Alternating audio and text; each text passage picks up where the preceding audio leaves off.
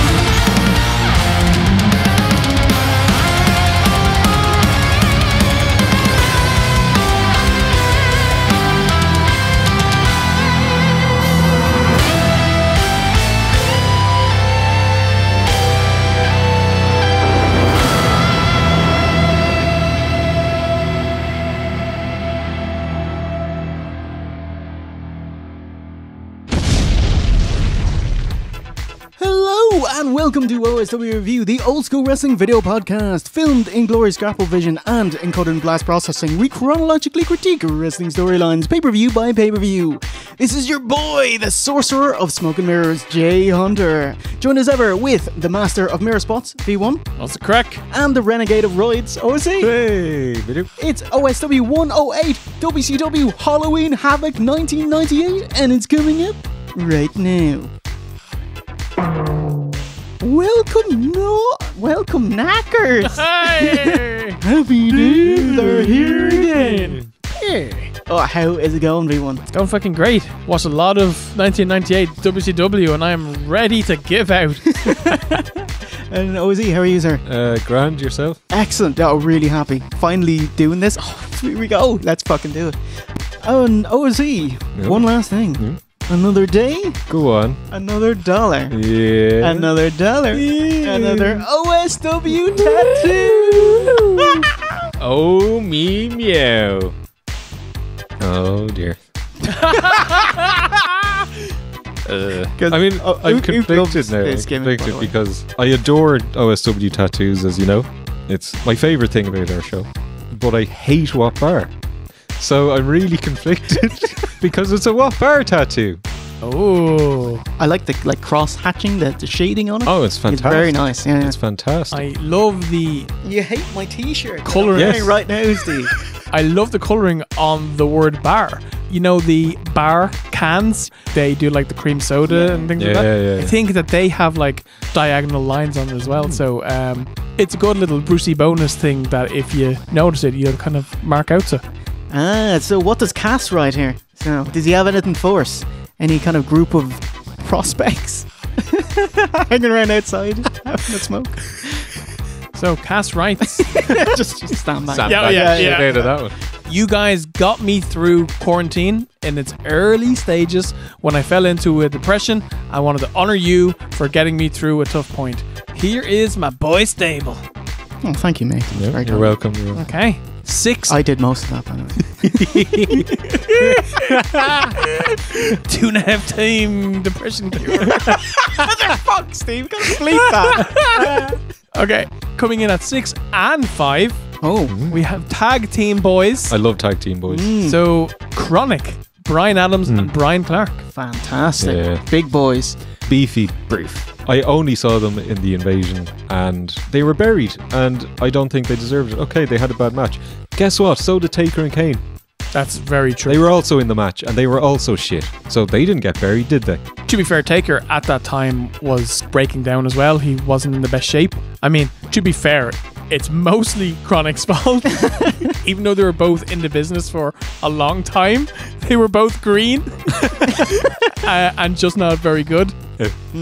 Shaking like a bunch of sissies at a weenie roast since Veronica showed up. Chris Canyon. Yep. Great wrestler, very solid, bumps like a boss as well. For people that I don't want to say don't deserve it, but who do you wrestle on Thunder? Like Kaz Hayashi or something. Maybe Kaz Hayashi. Yeah, he wrestles some jobber. Find out in the next episode.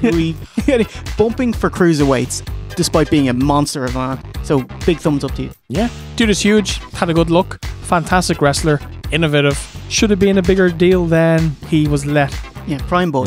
Definitely. But you mentioned it last time, the lisp probably held him back a bit. Yeah, and just being aware that he has it as well would have made him reluctant to cut promos. Yeah, shame. It is a shame.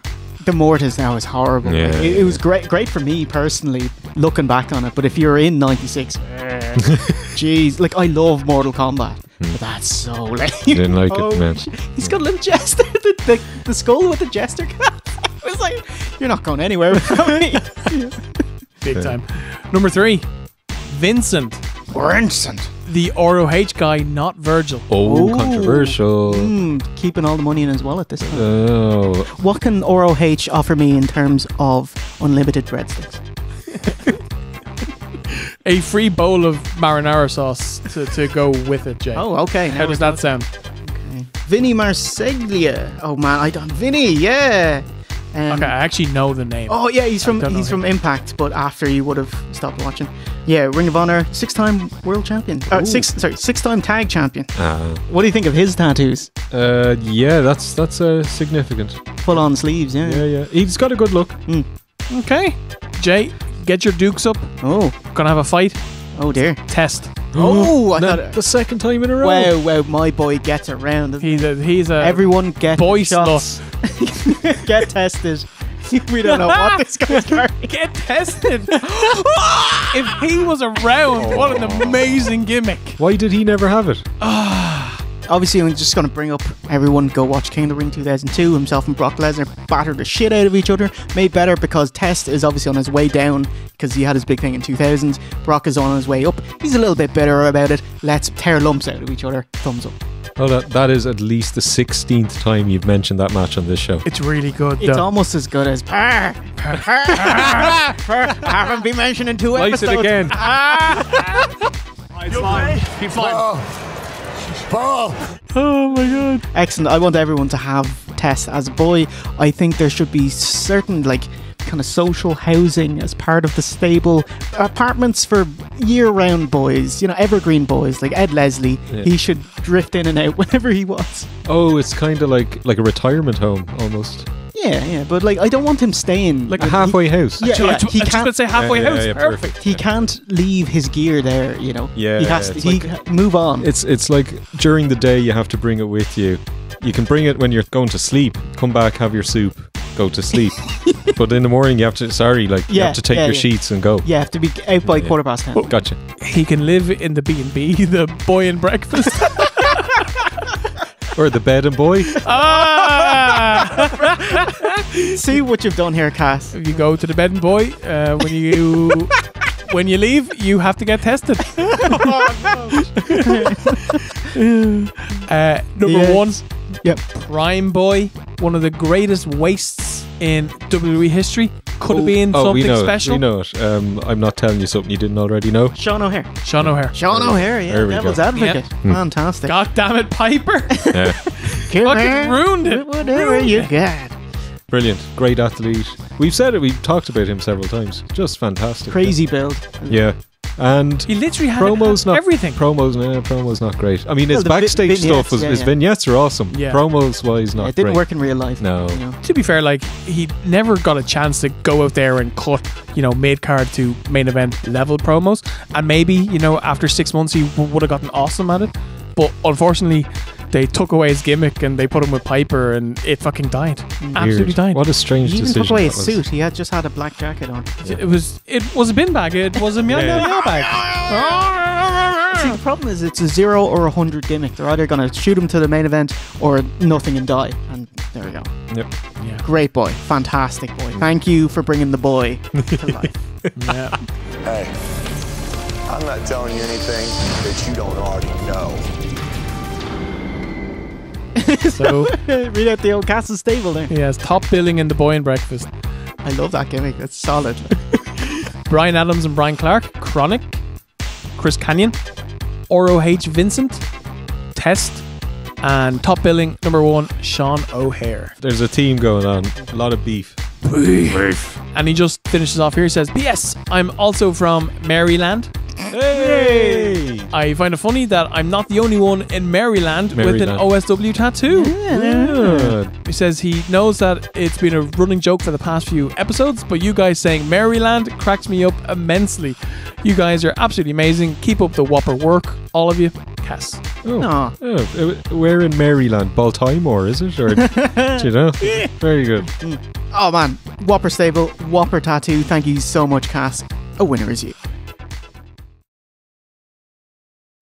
Ladies and gentlemen, Halloween Havoc 1998 is on the air. The night when good battles evil. It's WCW Halloween Havoc, October 25th, 1998, from the MGM Grand Garden Arena in Las Vegas, Nevada. Attendance 10,663. Sellout. How much per ticket on average? $14. Ooh, the classic OC. October 98. Hogan Warrior. Big card. Big bastard of a card. I'm going to say $19. Wow.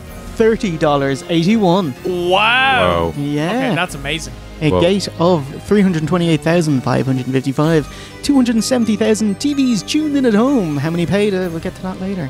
Commentators tonight are Tony Schiavone, as Hogan would say, Iron Mike Tenay, and the legendary Bobby the Brain Heenan, with backstage reporter on the scene, Mean Gene. The lads run down the main events. Of note, Heenan hammers home that Hollywood's nephew, son of his dead brother, was smashed in a chair and needed legit stitches, but more on that later. And Heenan finishes off with a bow. Alright. We'll find out. We're ready, but trick or treat. Nitro Girls. I'm done with the Nitro Girls, I think. Okay, we're watching Halloween Havoc. Nitro Girls. The clue is in the name. Yeah, good point. Why are you on the paper? Because they fill time. Why are you at the start? Like, you're filling time immediately. We've just started. We're not ready. Yeah, but our matches can't go more than 4 minutes long. So come on, out you go. I felt like I was watching television. It didn't feel like a big pay-per-view show at all. I quite liked it, actually. Like, it meant that everything was broken up. But it is very, very odd to be wasting your time. As we're told, 4 matches are only announced now. Raven Jericho, Meng Rath, Disco Juvie, and the winner faces Billy Kidman for the Cruiserweight title later. Rick Steiner tries to kill heat for the bout by saying his brother Scott is just another opponent. He doesn't get it. Literally the biggest match of his career. Tonight, Gene, it's not brother against brother. He's just another opponent that I'm going to come out here and teach him a lesson. Buff comes out and says the NWO do a lot of run-ins. Let me watch your back, because he's a babyface now. Despite the ruse of the fake neck injury last pay-per-view, Fall Brawl, yeah, okay. The Hound in the Pound is gonna get down. Downed. Like, wasn't it a big thing that Ric Flair kept blindsiding Sting? You know, he kept pretending to be on his side. Yeah, it's a running gag. Like, And X also. Like, oh, okay, so Sting is an idiot. Because in kayfabe, Sting is a total idiot. He's just very trusting. Yeah. Like Butters. Like Butters. By the way, before we go any further, lads, this set, I fucking love it. It's amazing, isn't it?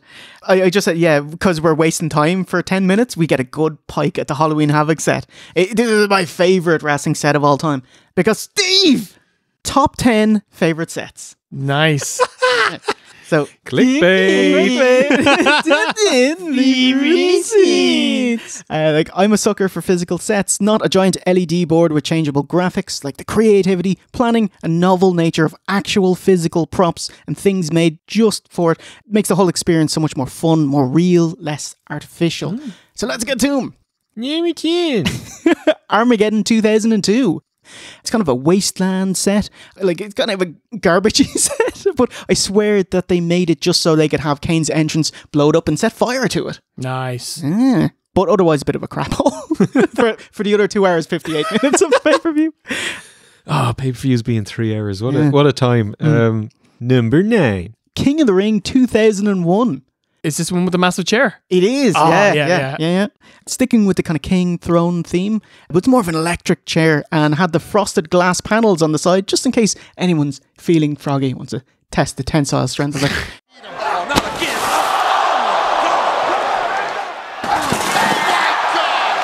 The chair itself, bit crappy and bare, but like the idea of it is amazing. Very cool. Number 8. Night of Champions. You got the regal red and gold setup, the giant pillars, big red curtains, had the kind of basketball banners showing all the championship belts. Yeah. It was pretty fancy looking, very on brand and cost effective fancy despite it not being that expensive. And it's great to see all the belts. I mean, blown up big, huge size belts. Yeah, it's very, very cool looking. Very nice. Number 7. WrestleMania 34 in New Orleans. Okay, I'm not huge on the LED sets, but this is my second favourite use of it. It had a big kind of jester thing as well, and it was crazy big. Very, very cool party time. Mardi Gras. Yeah. It's a great gimmick, and they'd been doing the kind of giant LEDs for a while, so this is kind of the culmination of it. So big thumbs up. Number 6. Nitro Spring Break. It's just anytime they do Spring Break, they have the ring surrounded by a little pool of water. And I just think it's fucked. It's crazy looking. Just because we're kind of mostly WWF fans. So just seeing something that's so different than inside an arena. It's outdoor with a pool. Holy shit. At night time as well. And of course, Nash just jumps in the pool because he doesn't want to take a bath. You know, Giants, you're lucky that I'm the 1998 Cannonball champion of Spring Break.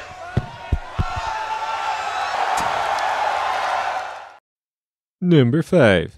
Bash at the Beach 96 had sand and a wooden entranceway, beach themes, so there's colourful parrots, there's a hut, surfboard, and like when you think of Hogan's iconic heel turn, whose side is he on? You can think, you can actually see it in your head.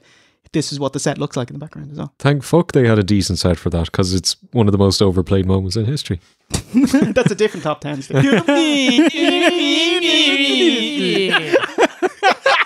You can hear the snark. I love it. Number 4.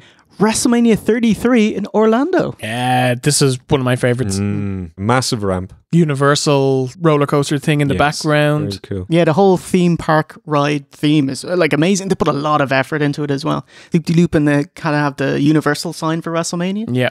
Big thumbs up. And was that the one with the... With the sperm snake? Yes, that's the thing. Yes. It was, yeah. Number 3. Royal Rumble 2003. This is the one with the water feature, isn't it? Ah, there we go. I have this written down as well. Nice. Okay, the main part of the set is not that impressive, but just the difficulty and frankly unnecessary ridiculousness of having it rain indoors is so great. They have to sequester it off to the side, so it's just one part of the set is raining, but like, holy shit, it's raining. Now, I wish there was a way to get it to be the middle of the set, and so wrestlers would go through it, but you don't want them slipping and sliding Ultimo Dragon style. Hooray! Yeah. Or Mandy Rose from WrestleMania 2021 when she was coming out and she fell in the fucking nose. Great. So flat in his ass. Oh, man. So flat in his fucking ass. Number 2. Backlash 2002. With the giant swinging hooks. Usually they were just dangly, but this time they actually moved them whenever they got past it, so it would move in the background. So they had them for 2000 and 2001. I thought this was the kind of culmination of it. So. Nice. Oh, best spot on the hooks is 2000's Matt Hardy jumped off it. Yeah. Just before number 1, I thought I'd give you a couple of honourable mentions. Honourable mentions. I'm going to get heat for this. Hog Wild, Sturgis. Yeah. I'm okay with that. I'm conflicted because Once you put it on mute, it's great. Yeah. I don't want to be in the crowd with the bikers because I'm sure they wouldn't want you in the crowd.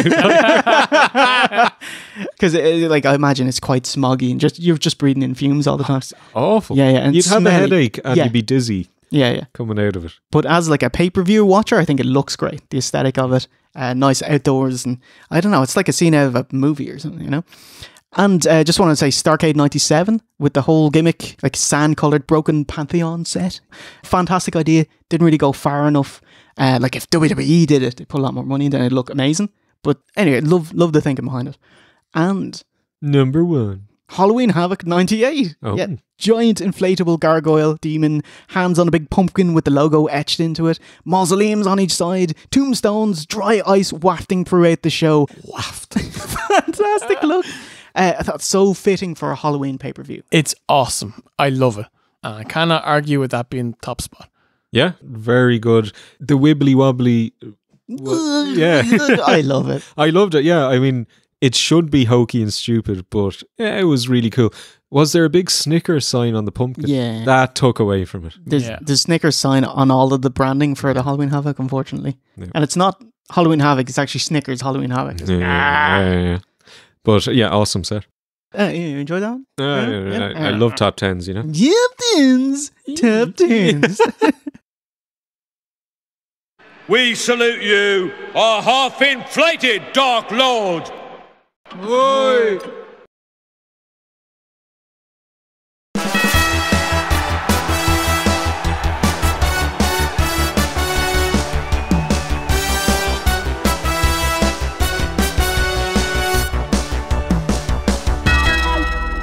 What about me? What about Raven?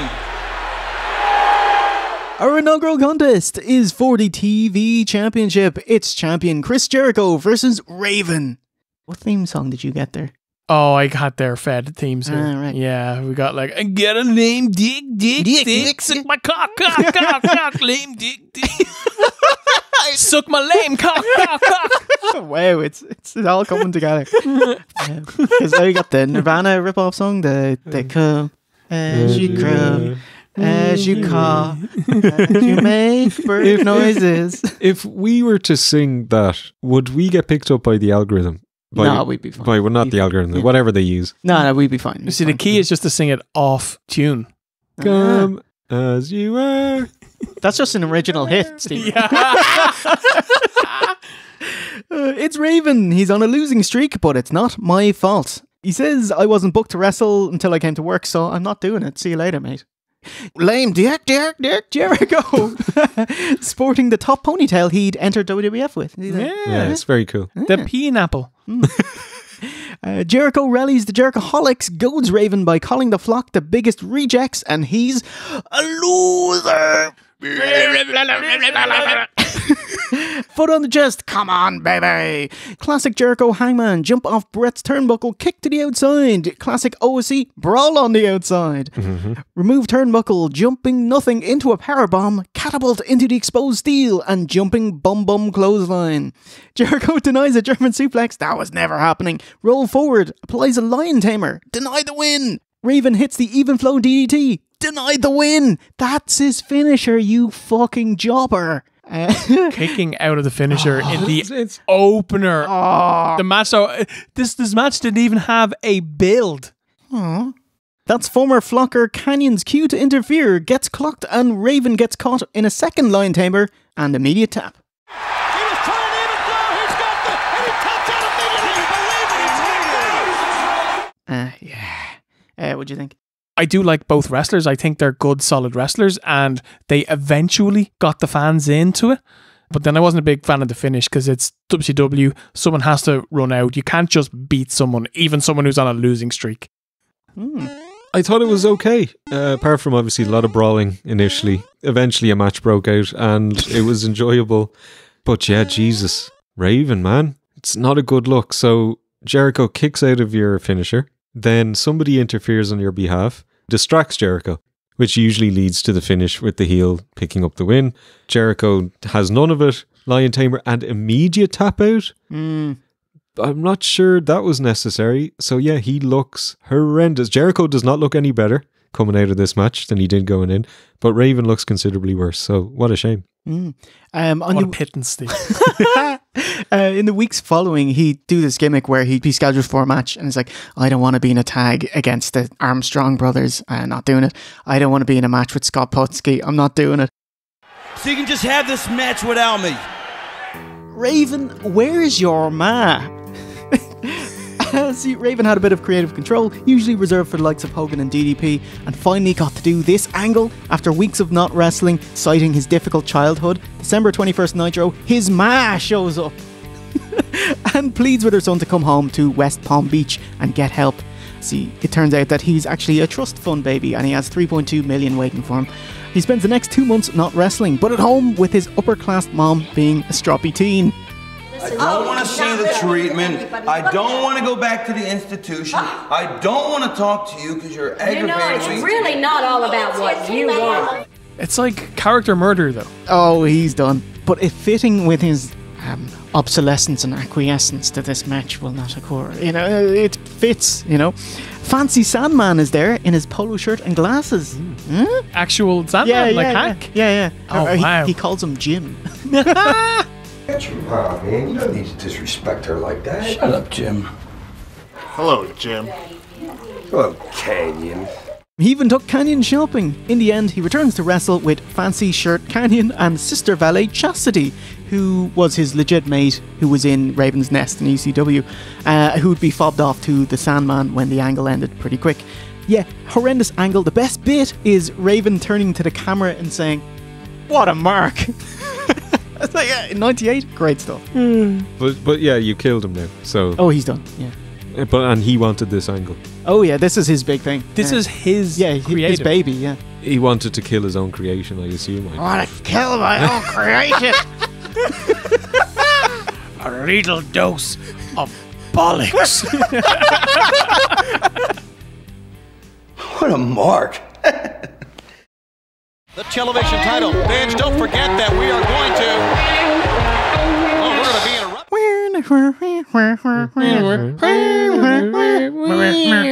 I did not get this song, by the way. I got hawker. Because like Voodoo Child plays, and then he gets both. willing and knowing they're going to be part of professional wrestling. We are blessed with a Hollywood Hulk Hogan promo. Wait, there isn't enough TV time to cut a promo? You only have Thunder? TNT actually were kind of angling for a third show. Oh my God. Nitro Extra, because there was a NBA lockout at the time where both the players and the suits wanted a change in structure. The suits wanted a cap for how much they can earn, and the players wanted to raise the minimum. And in the end, they were off for 6 months, and they went back in January. They solved it. They got a 2% pay cut. What did the fans think? What did the general public think? Hated it. It was a petty spat between two sides of millionaires. Mm-hmm. Get the fucking work. And when they came back, it was they really killed their numbers in attendance. Anyway, a third show. Oh my God. I mean, they already had 5 hours of television every week. And believe you me, lads, Hulk Hogan and Eric Bischoff got to speak for large segments of those 5 hours. And they get pay-per-view promo time on a card that's already had a promo and that has 12 matches. V1, what's Hogan say? He talks about crucifying and sacrificing Horace on Nitro, brother. He says that Horace wasn't ready for the black and white. Brother, he's not worthy. Like, not the game Horace, his nephew, son of his dead brother. So, yeah. Which they hammer home. But. Horace, we're a family, brother.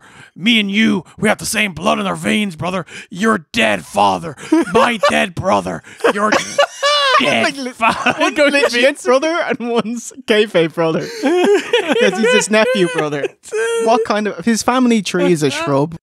You know, brother, my brother, my brother, I see my dead brother in your eyes. You look exactly like my brother. His dead father, my brother.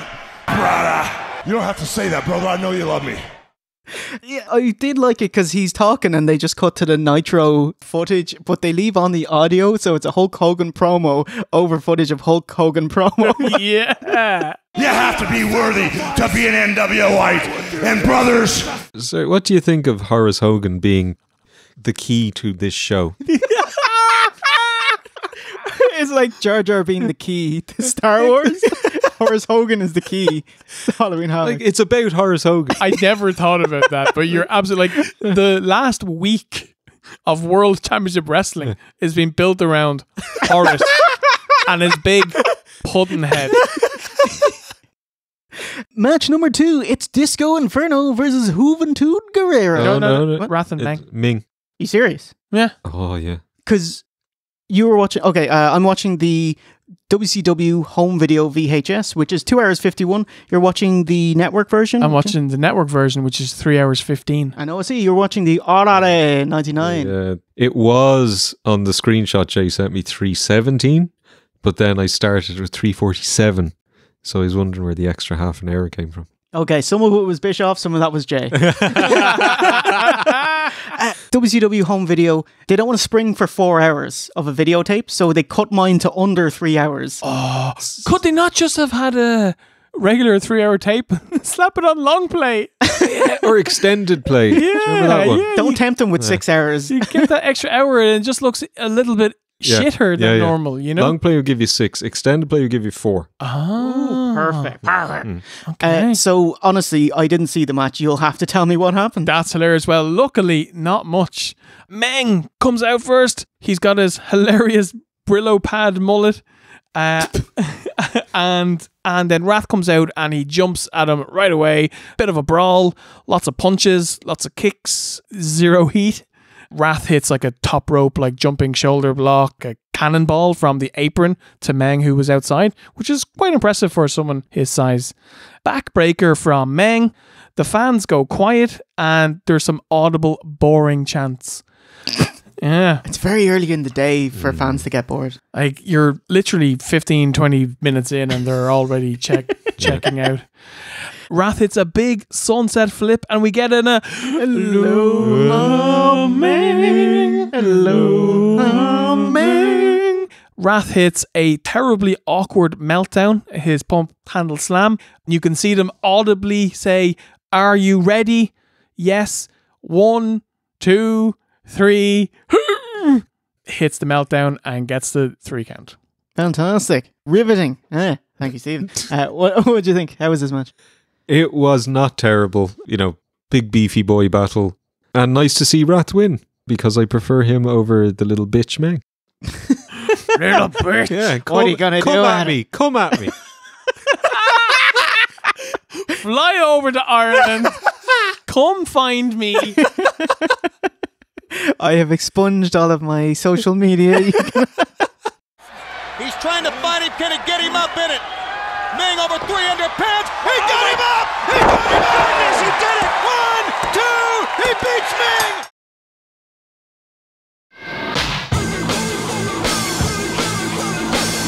Meng! Match number 3. Juventud. Juventud. It's Disco Inferno versus Juventud Guerrera. The winner will face Billy Kidman later on tonight. Disco can't get 2 camera shots of women enjoying him. One was dancing, yes. The other, polite smile. Heenan mishears Penzer and asks if Juvie is a street sweeper. V1's favourite, redoing a blown spot. Yeah, it was like the X-Pac move where he puts his leg over his head and he flips to his back. And just flops. But I will say that commentators covered it up and said Disco, the bigger man, simply pushed him off. I was like, at least you tried. And Tanay said, Juvie has a great stick-to-it attitude for redoing the blown spot. Stick-to-itiveness. Disco rest spot headlock. And then Heenan says, Disco needs a year off to show him the mistakes he makes, get guidance, and he'd be great. And he didn't say it in a mean way. He legit, a constructive Which is criticism. way worse. Yeah. It's like pity. Awkward fumbling leads to a hangman and Honky's no shake rattle, but only the roll. Can we get Aloha Disco? Aloha Disco. Aloha Disco is successful and he punches Juvie, but Hot Dog's doing a bit of Macarena, dating the show that became a hit in 1996, and pays for it. If you're wondering why casual fans don't give a shit about cruiserweight matches, Disco eats a Bret's rope Frankensteiner, but gets to his feet before Juvie can follow up. Horrible no-selling, i.e. the moves mean nothing. Juvie with a possible poison Frankensteiner? Denied! Disco spikes him with a jumping pile driver. And 1, 2, 3, Inferno will face Kidman later tonight for the Cruiserweight title. Good move! He's got it! Disco Inferno wins! The Disco Inferno defeats Juventud! What do you think? Cruiserweight, WCW, you think, gonna be the match of the night. But you throw Disco in there, who's absolutely serviceable, he's absolutely fine, but he has no business being in cruiserweight matches. So he robbed us of having an awesome cruiserweight match. And he also won and went on to face BK Bomber, so we didn't even get to see Juvie and Kidman. But it was fine. It was nice to have a clean finish. Second match in a row with a clean finish. Ooh, so that's a streak. Yeah, I know. Cruiserweight matches always have a finish. It's just everything else that doesn't. And Disco sounds exactly like Ray Romano. Yeah, he's got that kind of nasally voice. Yeah. Can you give us a bit of Disco Ray Romano? I married a saint. No, I can't. I can't do it. I cannot. He's impossible. You know it, I know it, and all these people know it. It sounds good. You know shit. You know shit.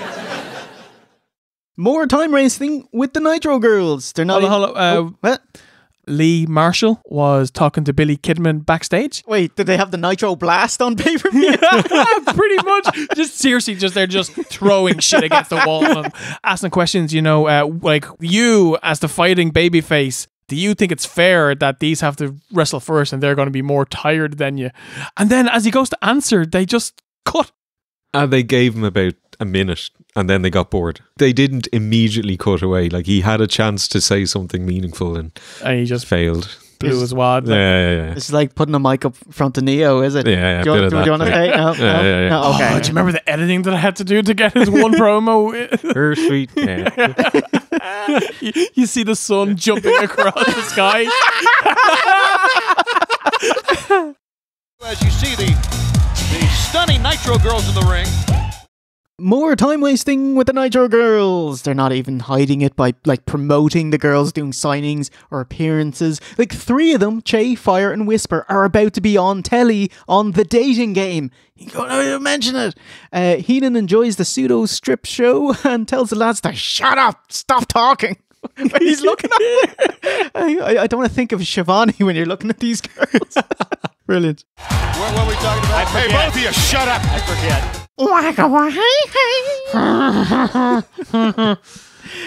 Scott Steiner, get out there and fucking kill some time. Las Vegas freaks, I'm in town and I'm ready to pound.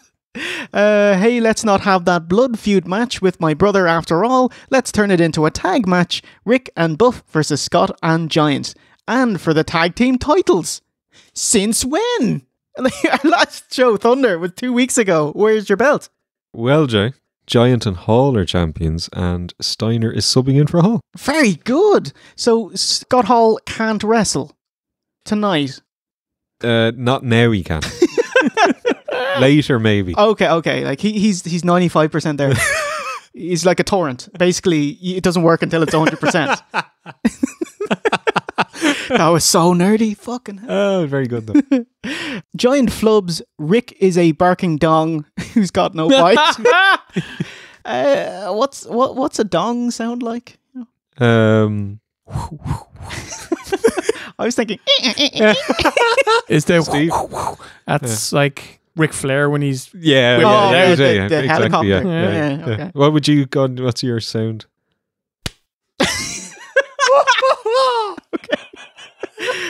Choose your favorite barking dong sound in the comments. You've got a barking dog that's got no bite. What match are we on? Anyone? Match 4, Finlay versus Alex Wright. Fuck! I didn't get this. They cut it from the tape. They cut like Warner Brothers home video. I won't say the two best, maybe the 2 worst matches. Fair, but, you know, 2 matches. They cut 2 matches. Yeah, we got Funboy, Alex Wright, pew pew, and Finlay. He loves to fight. Obviously, from the last time out, we've had Alex Wright playing a stormer with the British jellyfish, yeah? I am the best. No, he's French now. Yeah. I am the best European wrestler. Can you do like Swedish? I'm the best European wrestler.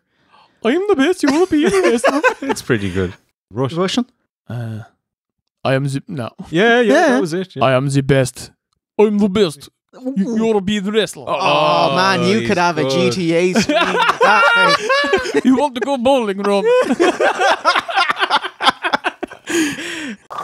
Yeah, so he's been bragging that he's the best European wrestler in WCW. He's been wrestling Bully, Norman Smiley on the Go Home Thunder.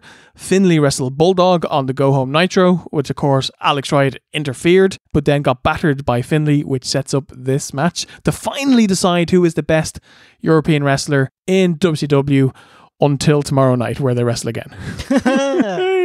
I really like the idea of this, by the way. It is a good gimmick. The problem is, it's in America, and I'm sure they don't give a shit who the best European wrestler in WCW is. The fans, let them know. 4 or 5 inch punch can knock you cold. It's just how he delivers it. The bell rings. Finlay is kind of chasing after Alex Wright, and he does some like monkey rolls to get out of the way, and then he gets up, smiles, taps the temple. Fantastic. Love it. Finlay clubs, forearms, hard punches, two loud, boring chants from the fans. Aww. They're not into this at all. Finlay grabs Alex Wright's legs, does a catapult, bounces him off the ropes, but holds on to his legs so that he bounces back and cracks his back on Finlay's knees. Ooh. Bends over backwards. Looks fucking great. Oh, the one thing I really enjoyed Alex Wright. I really like this guy. He did multiple kip ups. Did you mention that one? Oh yeah, you know the spot where he grabs the arm is like kip up fall, his kip dad, up fall, his dad kip does up that. fall. Yeah. It's a very British move. Yeah, very isn't it? Steve Rightham. Yeah. But it looked amazing. So big kudos for that. Excellent. Alex Wright fires back up, hits a very nice power slam, and then goes to the top rope, misses what is one of the most amazing looking drop kicks I've ever seen. The height that he gets here is incredible. Made me think of your man from the Street Profits on Raw, Montez Ford. Has Montez. Yeah, I like him. with the big M. Has the Fordy. the big M. Has the best frog splash you'll ever see, guys. He like jumps about 8 feet in the air. It's fucking amazing. Anyway, so Wright goes for his top rope dropkick, misses. Finlay goes to spear him in the corner, but Wright gets out of the way. Finlay Goldbergs his head, knocks himself out, and gets rolled up for the win. Oh. With a reverse neck breaker, 1, 2, and he got him. He pins Finlay. That's a clean win. Oh, hey, Clean how about win. that? Yeah. Like, Enjoy it while it lasts. Alex Wright beat Steve's boy clean 1, 2, 3 middle of the ring after 2 minutes 50 seconds, whatever. Ooh. That's the level of your boy right now. It was sad. Finlay, one of my boys. Alex Wright, definitely looking for like the key to the boy in breakfast at the minute. He may crack open a window and find himself getting in at some point. I'm very sad to say this was the worst thing on the show by a mile. Any Nitro girls come out?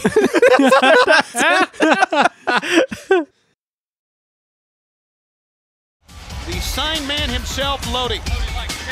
Disco Inferno versus the Cruiserweight champion, Billy Kidman. Oh no. Oh no. What? Steve, what did you think of Saturn's get up? It was Lodi versus Saturn. Oh. I'm very sad that you didn't see it, because I'm sure that before I have a chance to break into song, you would have been like,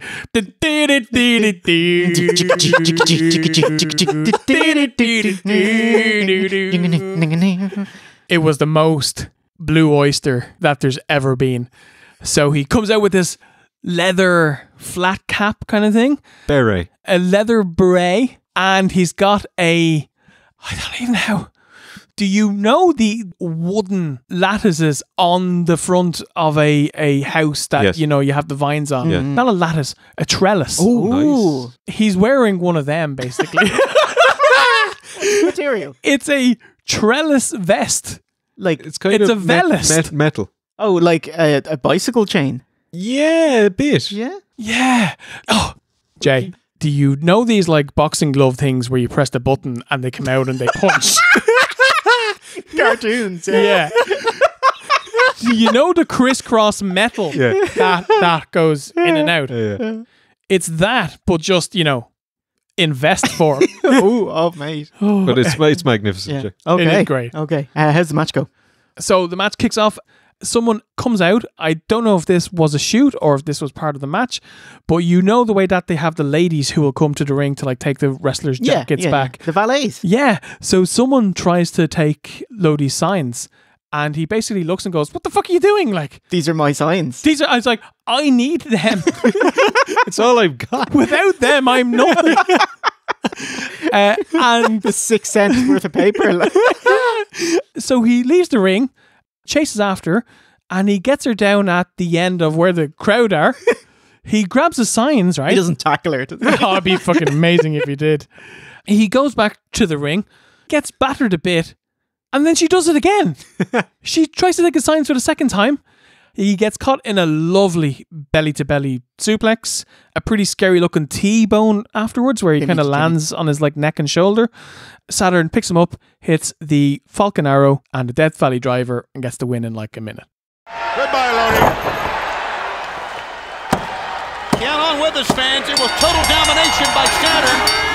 Nothing match. The highlight being Saturn's cute little number. That was it. Yeah. He was ravishing. Yeah. He's radiant. I love it. Yes, radiant. What did Saturn get out of this? Like, this feud is over. He beat the Flock. The Flock are gone. Oh, right. I thought you meant like tax-wise for its best. Like. Nitro Girls, as you see.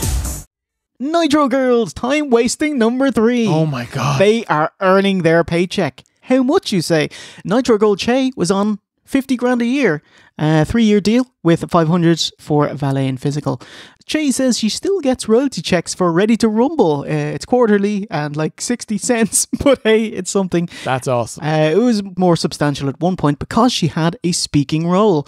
It was 99 when the arse fell out, where new names and signees would get 15 grand. Whoa. Ooh. That's competitive with like Raw's $25 a show.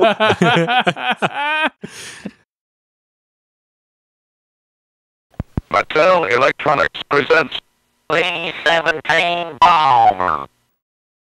Well, Kidman being champion may have demanded it. Let's go now. Match number 6 is Disco Inferno versus the Cruiserweight Champion, Billy Kidman.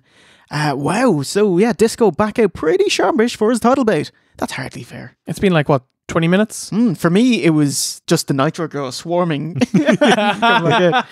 Kidman tries to quicken the pace. Slow it down. Slow it way down. Seriously, Disco gulping for air, lying on the ground. Look at the Disco Inferno, very determined look on his face. Looked winded though, didn't he? Jaw jutting out 1-2. Disco spends most of his time on the mat, evading Kidman's attempted frog splash and Schwab pinfall cover. Rest hold headlock, and the crowd have none of it. Disco sucks chance. BK Bomb from the BK Bomber gets a 2. Big spike pile driver, which beat Juvie earlier, but Disco takes too long to capitalize. Tried again and reversal into a facebuster. Kidman follows up with a shooting star press and gets the 1, 2, 3. Yeah. Yes, it is! Shooting star press! Count that man out! What do you think? I have absolutely nothing to say about this match. You're still mesmerised by the vest. Again, I was disappointed. Disco had no business being here. He was bollocks, wasn't he? Yeah. Like, Jesus, like he was gasping for air. It's like, of all the cruiserweights in inverted commas to have doing 2 matches, make Juvie do 2 matches. That's I know. grand. Yeah. Make Kidman do 2 matches. Yeah. He's the young babyface upstart champion that you're trying to put over. Yeah. Have him beat Juvie first, and they can have a good match. And then you can have the angle that Kidman is bollocksed. Disco's the heel. He's going to take advantage of that so that you can build up to the big comeback and the Bomber wins. Perfect, Steve. But this match should have been a triple threat. Yeah. Yeah. Kidman's a workhorse. Pleasure to watch him, but goddamn, his shooting star press is so awful. No grace to it. It's a flop. He takes the impact of the shooting star press on his knees. Holy God. Like, you don't have to be Justin Gabriel, or Evan Bourne. He has an amazing one. Like, even Shane McMahon's shooting star press is nicer. Yeah. So, mate. Oh, we have... Nitro Girls? No, we have something slightly the same, but... Better or worse, I'll leave you to decide. Konnan's music video. I didn't get this. Wow. Ooh. Well, unfortunately for both of you, it is... actually, you guess what this music video entails. What you imagine it's going to look like. What's in it. I hang with my homies. Correct. Like a bouncy car. Correct. Mamacitas. Correct. Is there a fisheye lens? And people pointing at it said... Like kind of like Papa Roach kind of music video kind of thing. Yeah. Papa fucking Roach. That's a great guess, but no. But you've hit the nail on the head. You got the mamacitas, you got the homies, and you got the bouncing cars. But yeah, it's a lot of like, I'm coming to the camera and I'm kind of going to crouch down at the camera in your face. But I'll tell you, the amount of bouncy cars in this. I've never seen so many bouncy cars in a music video. 4 bouncy cars. There's about 7 or 8. Wow. And it just got me thinking, I'm looking at these. They can't last long. I know they have special suspension in these lowriders, but there's moving parts in an engine. And if you keep bouncing your engine up and down on the road, I don't care how good your suspension is, shit's going to start moving around and loosen. It's grand, Steve. They'll just rob a new one.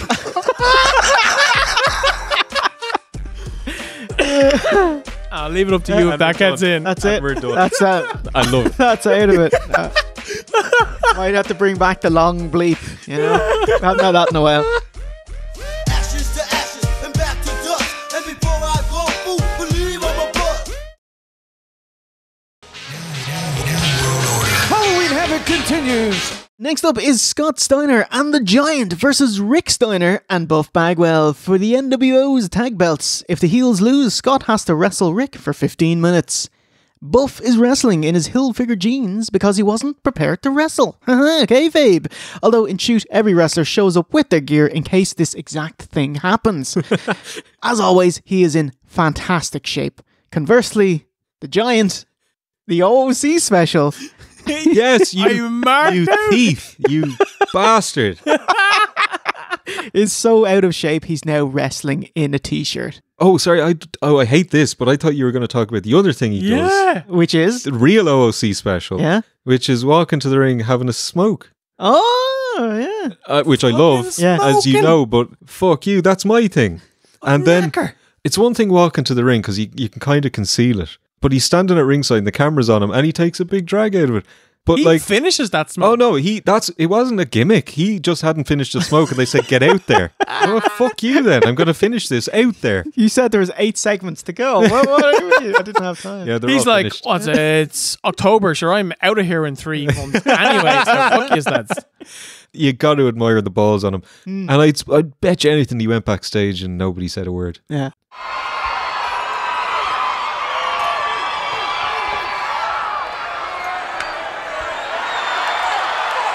Buff Bagwell really kind of ignoring Papa Pop and looking at the Giant. He also has the support of Chucky. Inverse atomic drops and clobber Scott. But what's that? On his hand, he's got his wanking claw, the one black glove. Dogface Gremlin has a pinfall, but sees Buff wants in. Okay, tag him in. Come on in, mate. And Buff heel turn. I burst out laughing at this. It was like, Rick, you deserve this beating, mate. You've earned it. The lads hug and Buff takes his leave. I quite like that swerve. Like, I know it was stupid, but I didn't think you would do it that quick in the match. Yeah. He tagged in so that Rick couldn't pin Scott. Yeah. Very clever.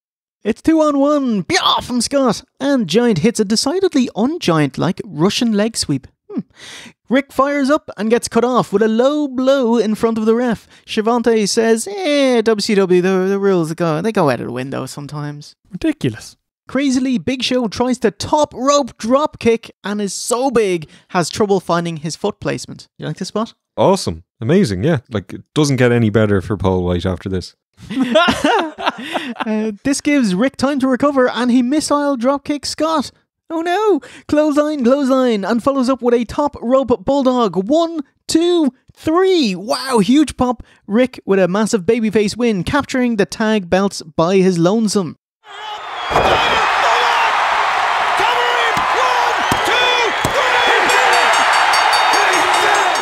I didn't appreciate the commentators were talking about Rick being the solo tag team champion because he's not. Him and Buff Bagwell are tag team champions. Yeah, you're literally leaving an easy feud here. You could have had those two either try to, can they get along? The original odd couple. One's a fastidious conservative, the other one's a slovenly liberal. Throw back in there, Scotty! And look at the Giants out cold! Steiner's feud has been going on for time. And we're finally getting it. Scott must make good on his promise to fight Rick. Big punch, big clothesline, reversal boot to the face, catches Scott midair and plants him. Big pop-up plant. Belly to belly overhead.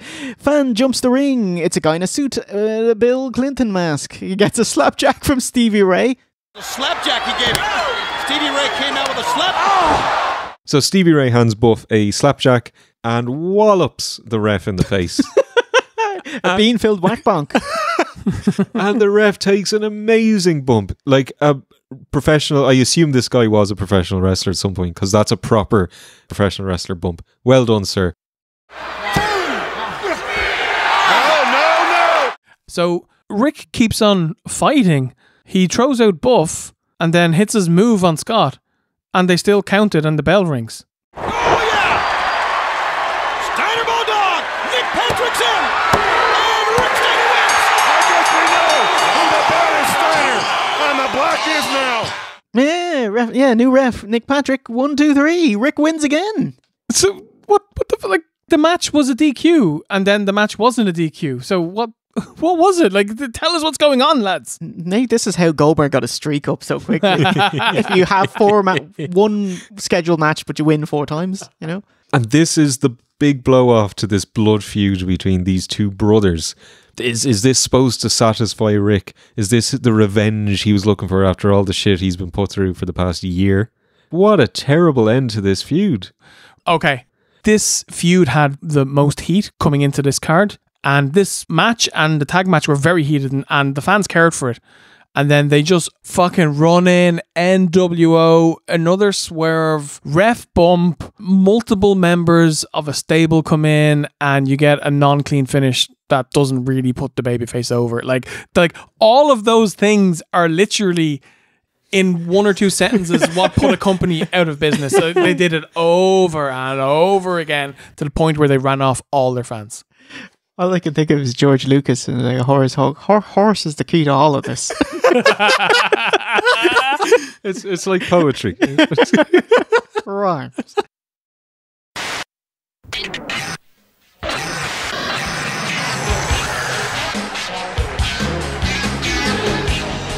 One of the most powerful organizations in professional wrestling, the New World Order.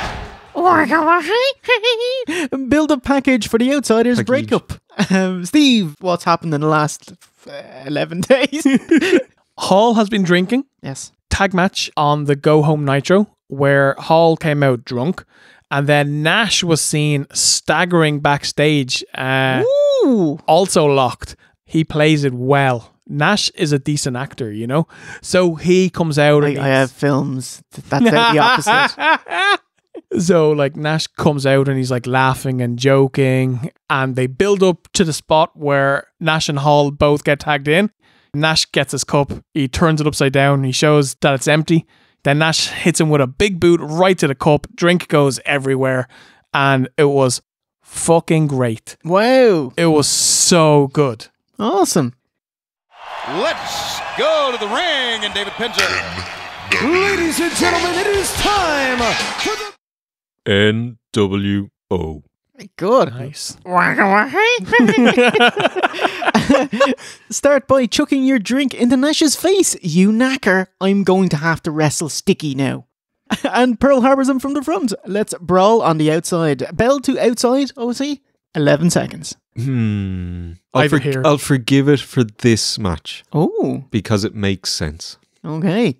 Choked Nash out with a power cable. Yeah. Bonks him with the mic. Bonk. It was great. Ayo.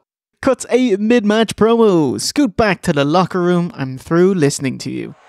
Hey, y'all. How's the world look, Kev? Through foggy eyes. Hit me with your best shot. Nash takes it all and won't stay down. Try to Razor's Edge? No, no, no. Try to jackknife? No, no, no. Paintbrush back of Nash's head in disrespect. We see that Hall is in fact sober, in kayfabe anyway, and his drunkenness today is a ruse. Shavante muses, not many attempts at pins here. Quietly admitting it's a slovenly brawl. Have another drink. Bam! With a knee in the corner. Fucking wrap it up, lads. Imitate Drunken Hall. Jackknife powerbomb. Releasing it at the peak, which always worried me. Mistime second one, getting him up and release. Suck it. And no pin. Nash just leaves instead. Mickey J. 1, 2, 3, 4, 5, 6, 7, 8, 9, 10. Scott Hall will win Ladies by and countout. gentlemen, the winner of this match, as a result of a countout, Scott Hall. Yeah, so Nash left and destroyed Scott Hall, making an example of him, but it's Hall that technically wins. Really enjoyed this. Wow. Really, and I did not expect to. I was assuming that both of you would enjoy because it's all storyline and it's a story really well told because the build-up was really good. Promo package initially was really good. They both played their characters really well. I don't enjoy brawling, but as I said, I thought for this match it worked and it made sense, much like it would have worked for Scott and Rick, that it's heated, you know, they want to kick the shit out of each other. This match had weight. Nash was holding back initially because he pities his best friend and he wants him to get well, but eventually he snaps because Hall is being a little bastard to him. Of course he wins because Hall is drunk, but it's about teaching him a lesson. It's not about getting the pin. So he walks off. He doesn't care. It doesn't mean anything to him to beat Hall. He just wants his best friend to get well. Masterfully done.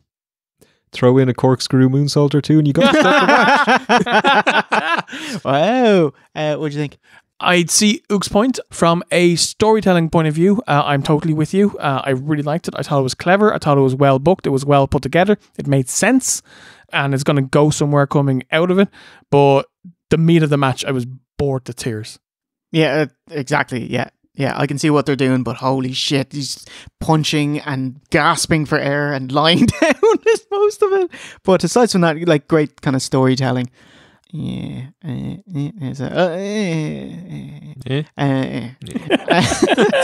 That's a world-class professional opinion there.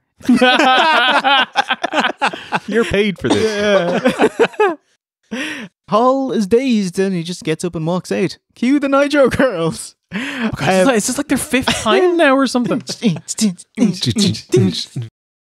Neon Nitro girls. It's like they're starting to dress like Wody. Oh, now come on.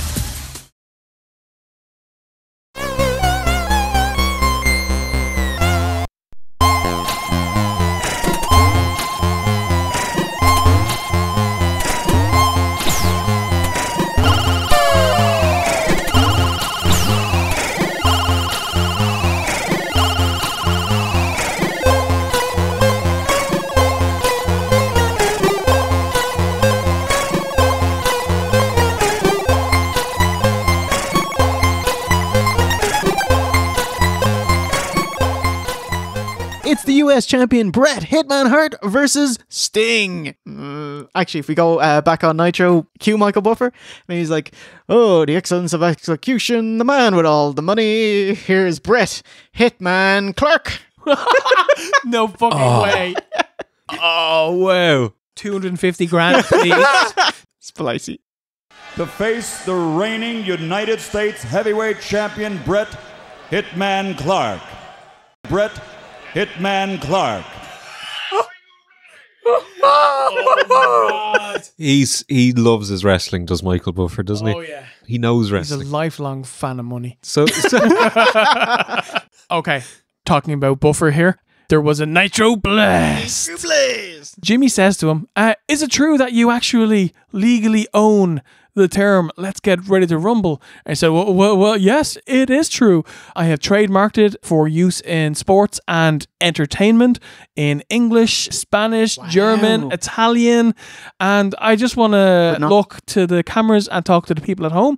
If you ever hear someone using those words, please get in touch with my legal department and we will sort it out. Did he really say it? Yeah. He used WCW airtime to say that. Yeah. This penny pinching PSA. You have a whole battery of "let's get ready to rumble" lawyers out there. I've got to tell all the fans out there that whenever they hear somebody say it, contact us right away here at WCW. Ask for Michael Buffer and let me know. Bret the Hitman Hart to face Sting. It's the Sharpshooter versus the Scorpion. Just like his heel 97 run, Bret takes an Ice Age to enter as his theme plays for 68 seconds before he surfaces. Big fan, Jay Hunter. Big fan. Yeah, so good. Yeah. Outlast is conflicted Sting twirling his bat. Red face paint as we expected as he's in the Wolfpack. Ooh, but he's sporting a nice goatee. What do you think? No, it doesn't work. The red paint anyway doesn't work because it's too shiny. It looks hilarious. Yeah, he looks like Eric Idle or something. Yeah, he looks really bad. Yeah, it's a bit of a rinse wind. Greetings, lowly and scabby peasant. By the way, just before you kick off, in the build, Sting has a match on Nitro. It ends in DQ because he refuses to let go of the Scorpion Deathlock on Bret. Thunder, Sting has a match with Giant, and we get another run-in DQ. So your final push to this match is a series of disqualifications. Excellent. Man games. Bret plays by his own rules, making Sting chase him to the outside and refusing to fight. Break it up, denoting himself a cagey and insecure heel, trying to gain the upper hand with unsportsmanlike conduct. Kind of denotes he doesn't think he can win it legitimately. And that's very sad. He's Bret fucking Hart. Yeah. A lot of nothing happening. We're down in the corner. Come on to the crowd. Running Bulldog and Sting. Fuck me. Never mind the cane bump. He takes this on his side en route to his back. Amazing. Scorpion Deathlock. Too close to the ropes. Pick up the pace. And Bret crumples, saying, my knee. It's boned. The crowd don't buy it. And they're right, as he immediately springs to life and sheathing his brass knucks. Sting sees it, but in the confusion, he uses referee Billy Silverman to low blow Sting. And then the ref is like, atrocious acting here. More time wasting heel work. Sting's on the apron, and then Bret just shouts, fuck you! The crowd. Ref slaps Sting and gets back elbowed by accident. Bret makes sure he's out by leg dropping him. Bret Hart, just The ref decides that he's going to sell being unconscious in the middle of the ring. Yeah. What you'd expect would happen, the wrestlers do a superplex and land on his feet. It's very safe though. I wouldn't want those lads crashing down on me. No, but they did it well. Eh? I think they're both good enough and experienced enough to judge doing that superplex where they would land. But Bret, he's a heel. Kick him. Out scoot him to the edge. Just kick him, Run over the ref, jump over Bret. Oh no, hit the ring post. Bret follows up with bat shots. Bang, bang, bang. We should do some kind of Batman thing there. Bort.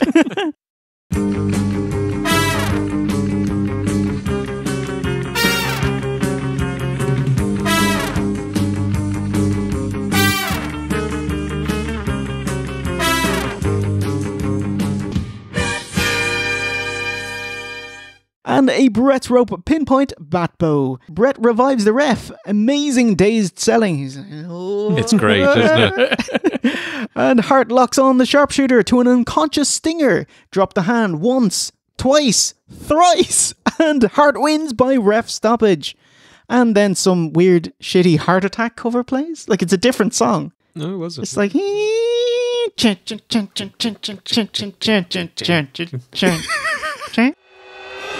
That baseball bat. I can understand. Let me say this. I can understand a wrestler taking advantage of a mistake when the Stinger splash hit, and then he. Hey, what do you think, mate? Huge disappointment. Oh no! Huge disappointment. Yeah. This, I know you're talking about the last match being boring. I didn't find it so because I thought the storyline was good enough to keep it going. But to follow that slow match with another slow match, the wrong decision, but I wouldn't have moved this match in the card. I would have changed the match completely. So we used to talk way too often about Benoit and Angle having an amazing series of matches, right? Yeah, Ultimate Submission. Yeah, Backlash 2001. We talked about it many times. So this match should have been like an Ultimate Submission match. It not necessarily with those rules, but it should have been grapple, reversal. I'm trying to get you in the Scorpion Deathlock. I'm trying to get you in the Sharpshooter. How exciting would that have been? And I don't understand why they went for this kind of match. I love this. Like, I'm sad now that you said. Obviously, the match was pants, but I'm even worse because you're like, here you go, here's what you should do. Yeah. Submission only match. Amazing. And like Benoit and Angle, they're both mat-based technical wrestling, trying to catch each other out, apply the move, because the first one that gets it wins. It's like, oh my God, that would have been amazing. And we got and don't get me wrong, I loved the bat shots to Sting's back. I thought they looked great, by the way, but not this match. Yeah. Any other match. Yeah. One thing I did like, it was right afterwards, Bret wins with the sharpshooter. When he releases it, he makes sure Sting's legs didn't drop. Like he kind of cushioned it to let it fall gracefully as a sign of respect. And I was like, oh, that was good. That's all. That's the only positive from this. Sting. This is the end of Wolfpack Sting. Because after this, he's gone for the next, the guts of 6 months. Oh, wow. Yeah, to fix his marriage. Yeah, because he's doing a bit of cheating, doing a bit of party murdering. And he would also find Christ. He'd become a born-again Christian. And when he would return, it would be as Crow Sting. Okay. Yeah. This version wouldn't be missed, I would imagine. With the goatee, he was going somewhere. The shiny face. It was so bad they just cut him out. Get out. You know, go powder your nose, mate. You know? That was the problem. And with Bret Hart, obviously he's just checking out of WCW, and he'd start having the crack though. January, just around the corner, where he'd help out a real jam-up guy, giving the rub to El Dandy. Oh my God! In his most famous promo. You know, I've been sizing up guys since I came to WCW. And I think the one guy that stands out the most, the guy that I think has earned a title shot, El Dandy, I think you're a heck of a wrestler, you're a great technician in the ring, and you're a jam-up guy. Whoa. I don't see any reason... Wait a minute. El Dandy has been wrestling in the cruiserweight division here, please. He's a great wrestler. He's a great wrestler, but my goodness sakes, it's 50 pounds difference. Who are you to doubt El Dandy? Because this guy's a serious professional. Well, let's talk about some serious contenders. How about hypnosis? Let's get thrown. Psychosis? Hypnosis? That great. Is a magnificent promo. That's great. So that's like some of his best promo. That's his best ever promo. Like, when has Bret made you laugh before? But it wasn't just that. It was a proper promo where he wasn't worrying about his next line. Magnificent. Yeah, really good. There's a flow to it. Yes. Yeah. So let's, it's a halfway point of the show. Let's go to another jam-up guy, and let's take it to the...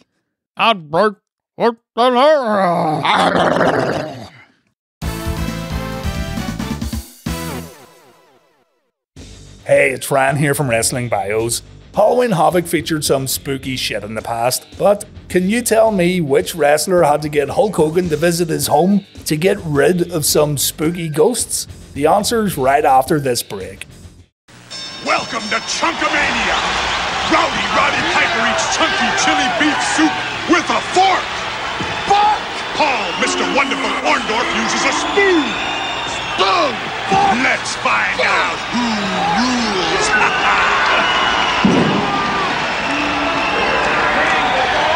New chunky chili beef with big chunks of beef. The soup that eats like a meal. Fork or spoon, it's awesome! Welcome back. So, which wrestler had to bring Hulk Hogan to his home to get rid of some spooky ghosts? The answer? Manny the Mangler. Manny was a legend of the business and he had some problems with the supernatural. And so, with the help of his buddies and his creative control clause, the Hulkster made those spooky ghosts do the job. Relax, dudes. This place isn't haunted. Huh?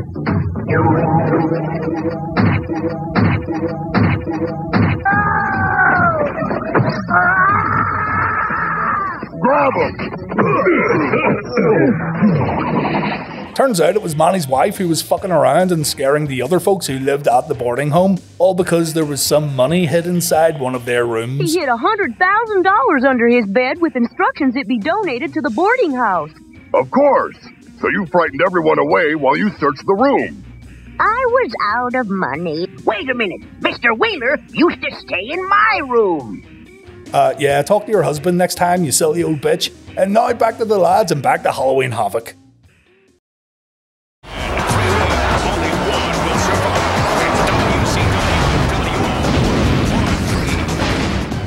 cut from the network version. Here's an ad for December's World War III. It came after the main event, but I'm not ending on an ad, so here's an exclusive. Get ready for the ultimate penultimate matchup.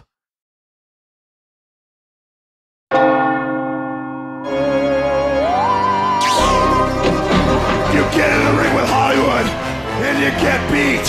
Halloween Havoc, the way you end, get ready. The time is near.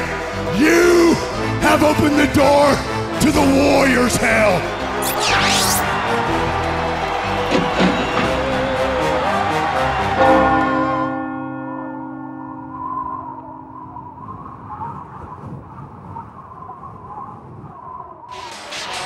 The return match the world has been waiting the whole decade for is at our doorstep.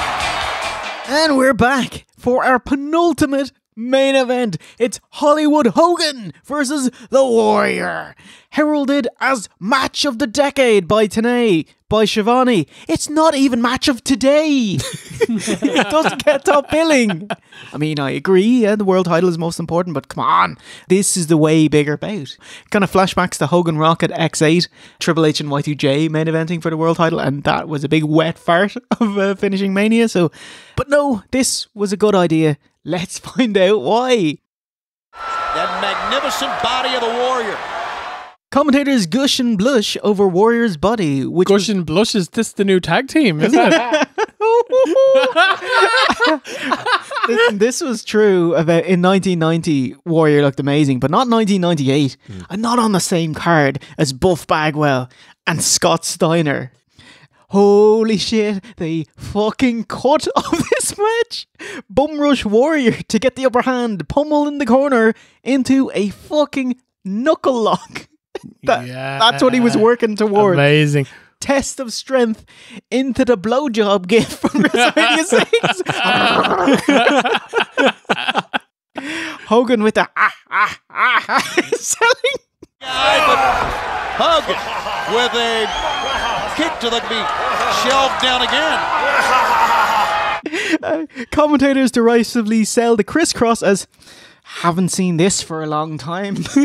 That's the cheek of them. I was marking out to the crisscross. I was like, crisscross, yeah, fucking amazing. Whip to the ropes and bump into the ref and make sure he's down. Come out, brothers. It's the Giant. Oh no, who boots Hogan? Gets clotheslined out. Later Stevie Ray. Later Virgil. Hogan gains the upper hand and whips him in the face with his weightlifter's belt. Ow! Bang! Yeah. Warrior gets his back, unbuckling his belt to whip him. It's quite inappropriate, isn't it? Yeah, it's like blowjob spot all over again. Yeah. You know, the undressing, it reminds me of when Bret beat Perfect at SummerSlam 91 maybe, and he was wearing his singlet on his shoulder. As a belt. Yeah, it was a trophy. It was inappropriate, like generally wearing another man's clothes. Yeah, like the camera should cut the Bret after the match and he's just like... Smell of success. But there is no reason to take off a man's clothes in a wrestling match. Just in general. Is this some kind of life rule?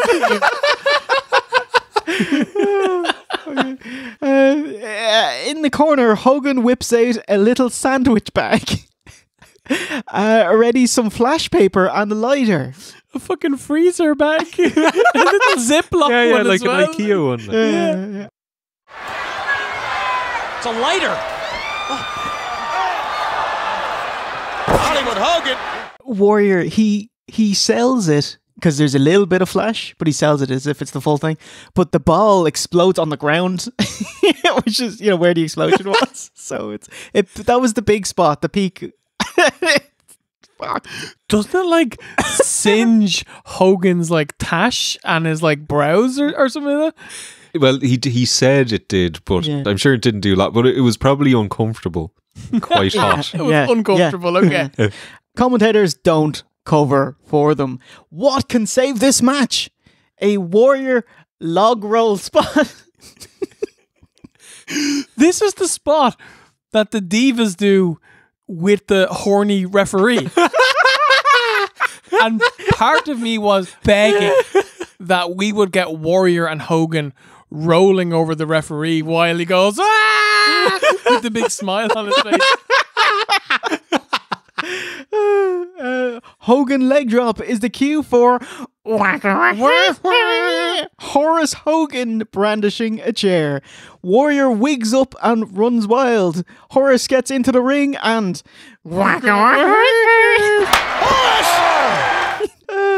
nephew hits Warrior with a chair. Instead, Bischoff distracts until Hogan can get the pin. 1, 2, 3. New world order. Why?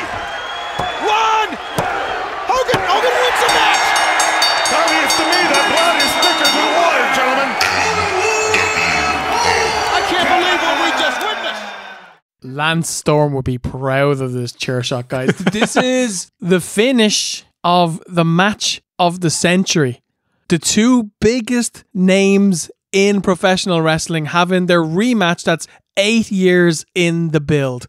The first part of the finish failed spectacularly. It literally blows up in their face.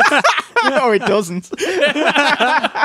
And then the second part is fucking Horace Hogan, George Lucas cracking one off somewhere, Jay.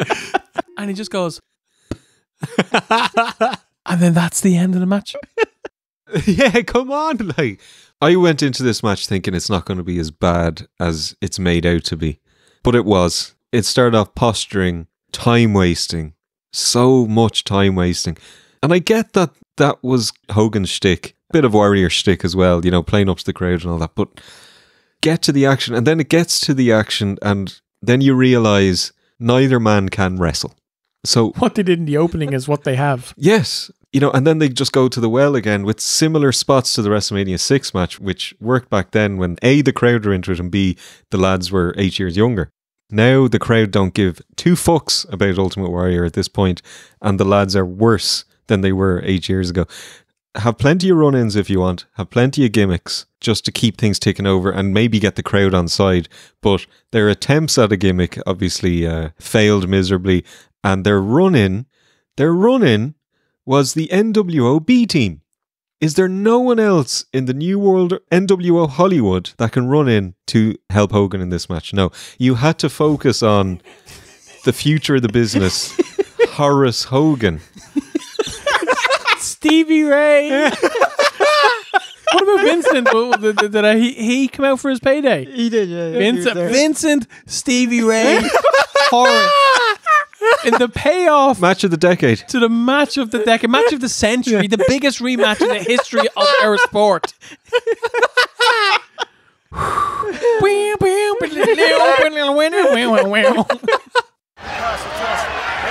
that? You passed the test.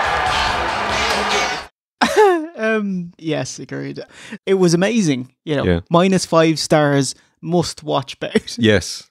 Post-match, Horace tries to burn Warrior, dousing him with lighter fluid and is hooshed off. So Warrior just has to get up and leave.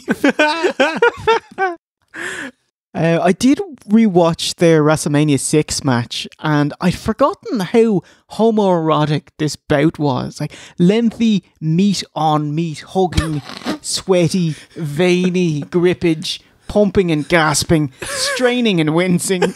Someone could make a damning edit of it.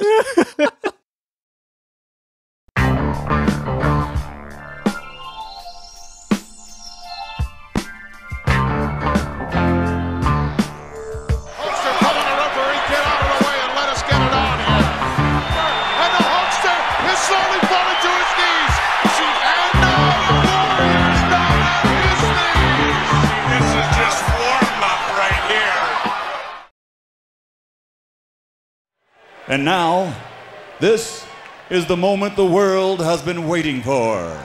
This match is for the Heavyweight Championship of the World. Next up is your final bout with Big Goldie on the line. But how does Goldberg's streak fit in with its lineage? Let's get you up to speed, because with 11 matches down, 1 match left, it's time for your main event.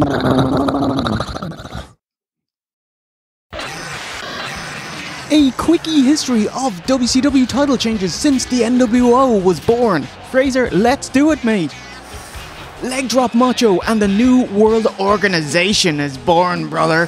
Hogan's the third man, joining Hall and Nash, and irrevocably changing the landscape of pro wrestling forever. No hyperbole. Starting at Hog Wild, Hollywood Hulk Hogan heelishly held the heavyweight title, headlining for almost an entire year. Until Sexy Lexi toppled the Titan with a torture rack. A young OSC flips his wig. Sadly, the Lex Express crashed later that week at Road Wild. Months passed as the NWO continued to decimate the roster. Come Starrcade, who is WCW's savior? This is Sting! For only a tittle of 11 days, vacating it on Thunder. But the Batman would reclaim it the following month, besting Hulk. Thanks to a Kevin Nash powerbomb, the former Macho King was crowned champion in April. Don't get comfortable, mate. Hogan stole it a day later in contacular fashion. But this vileness wouldn't stand, because in July, Nitro would be in the Georgia Dome, where 41,412 saw hometown hero, the undefeated Goldberg, spear, lift, and jackhammer to become WCW champion. Spear, jackhammer, spear, jackhammer, the fire-breathing dragon Goldberg. WCW's shining light has been unstoppable. His next win would see him at 149-0. Who's next? Diamond Dallas Page. And it's next. Thanks Fraser and Cubstudio for that, mate. It's your main event. The People's Champion, Diamond Dallas Page, versus World Champion and an actual belt holder, Goldberg. Just over 12 minutes left on this tape. Let's do it to it. It's gonna be a great match. The pay-per-view feed was cut. For some providers, at least 25% of the audience did not get this match. You know the way WCW decided to go an extra half hour? Some of the pay-per-view providers didn't get the memo. And they cut the feed after 11. You know, we're going to go 11:05, and they said, let's go to 11:30 instead. So we're in the shit, lads. The companies had to offer full or partial refunds to anyone that ordered. WCW tried to make things right by airing the main event for free tomorrow night on Nitro, which is great for fans, a very nice token gesture. Infuriated the pay-per-view companies worse because that cut off any future pay-per-view buys. It would also make the people who paid for it and their feed wasn't cut off angry, because why are people who didn't pay for it getting to see what I paid for? Mm-hmm. Yeah, so like Eric Bischoff, man, he got it, mate, for coming from all corners. Yeah. This is on you, mate. You might ask, didn't this happen in the WWF? Yes and no. In Your House, Beware of Dog. The broadcast was cut after 2 matches due to a severe thunderstorm. So they rescheduled a second night 2 days later. So yeah, they also lost transmission, but it was due to a thunderstorm and not a fuck up. I mean, that's like act of God kind of thing. You know what I mean? Like that's not from being an idiot. Yeah. I looked so hard for a version of the pay-per-view with the feed cut. Really? I was going to give it to you. You couldn't find it? Yeah. But if the feed didn't cut out, here's what you'd see. Look. What did you see? That door? He's ready too. He almost ripped it off the hinges getting out of it. Goldberg's entrance, incredible as always. Favourite bit of it is how the cameraman lets Goldberg pass him at the gorilla position and then follows him, and then you can kind of see what he would see coming out onto the ramp with the crowd cheering, and then he loops around to look at Goldberg for his entrance. Oh, amazing. You know, we discuss how people look with a belt. Mm-hmm. He looks amazing with that belt. It suits him so much. It's so weird because people think of that belt as the Flair belt, but it looks like it was made for Goldberg. Yes. My favourite part, and I think it's yours, of the Goldberg entrance, the breathing, the breathing smoke. I like it when it comes out of his nose. The snarling. Yeah. I didn't see any of that this time. I only saw the mouth. But still great. It's just wonderful. To go in the ring and champion their cause. He's not the world champion, but the people identify with him. He's one of theirs. Ding, ding, ding. Big head of steam. DDP runs into a collar and elbow and gets whooshed back multiple times. Goldberg's like, what do you got? Same thing again, and counter into an arm drag. DDP, yeah, fuck you. I got him. Reverse. Goldberg is so nimble, he dodges a swipe with a backflip. But DDP, KG veteran, gets him second time. Just big badass stalemate between two main eventers, two homegrown WCW talents. The animalistic Goldberg is too strong. DDP has to outsmart and out-wrestle Goldberg and do it quickly. Quite like that Goldberg has some wrestling moves too, like the leg grapevine and kind of roll into the armbar. Mm-hmm. His Neo armbar, where he's like pulling on the socket rather than trying to bend the joint. Loved it. Goldberg, Neo would do that. Yeah, he just tried to dislocate your shoulder. Goldberg misses a spear and jacks up his shoulder, turning the tide. Working on one arm, DDP is able to reverse into a big-time DDT. Spear! The crowd explode! But Goldberg's arm is still out, so he can't get Page up for a jackhammer. He gingerly gets him up, float over into a diamond cutter. Page has got the diamond cutter! Took him too long to cover. 2 count. Goldberg reverses a suplex into one of his own. No! Jackhammer! 1, 2, 3, and Goldberg goes 149 and 0. Jackhammer and down! 1, 2, it's Goldberg! Absolutely amazing. What a fucking match. This was everything the last match wasn't.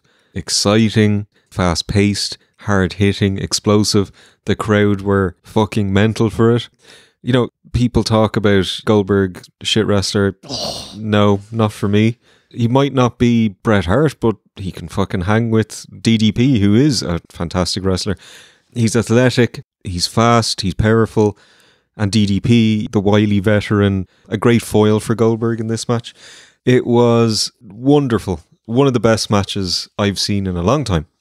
Well done, lads. You're thinking with Goldberg, it's like technical wrestling isn't the only component of what makes a wrestler great? Yes, absolutely. But he still can grapple. He might not be the best grappler in the world, but he can grapple and he can hold his own. Wonderful match. I fucking loved this match. Holy God. The absolute perfect Goldberg match. It was explosive. It was fast-paced. The fans were into everything. Goldberg is, as you said, he's not the best technical wrestler, but by Jesus Christ, he is the best Goldberg that there could ever be. This big, scary, powerful, wild man, DDP, who's a better wrestler, and he's more wily. Couldn't cope with the raw power. Goldberg would just fucking steamroll him and he'd lift him up and throw him across the ring as the fans are going nuts. I can't think of the last time I saw a match like this. Like, this was a big hoss match, but it wasn't a slow, lumbering big hoss match. It was fast, it was energetic, it was explosive, it was exciting. It's pretty much everything that I could ever want in a big Power Man main event. 2 massive thumbs up. Maybe the best Goldberg match I've ever seen, overtaking Brock at WrestleMania 33, which is a match that I adore. Go out of your way to watch this match. Fucking loved it. I guess we'll have to agree to agree. Oh man, fucking phenomenal.